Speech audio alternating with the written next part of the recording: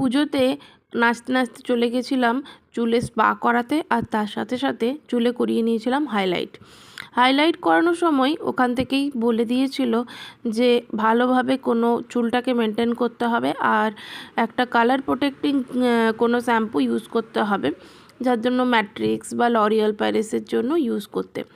আমি প্রথমেও L'Oréal Paris use করেছি, কিন্তু আমার চুল প্রচুর ওঠে লরিয়াল মাখার পর থেকে। জানি না এই জিনিসটা আমার স্যুট করবে কি না। কালার প্রোটেক্টিংয়ের জন্য একটা শ্যাম্পু আমি এবারে অর্ডার করে দিয়েছিলাম পার্পেল থেকে। এবারে এইটা হচ্ছে ইউজ করার পালা। দেখা যাক এই শ্যাম্পুটা আমার মাথায় কতটা স্যুট করে। অনেক সময় আমি দেখেছি লরিয়াল বা ডাভের শ্যাম্পু অনেক বেশি হেয়ার ফল বাড়িয়ে দেয়। আপনাদের কাছে কীরকম রিভিউ আছে আমি একবার জানতে চাই। হতে পারে যেটা আমার চুলের প্রবলেম, এটা অন্য কারোর নাও প্রবলেম হতে পারে। আর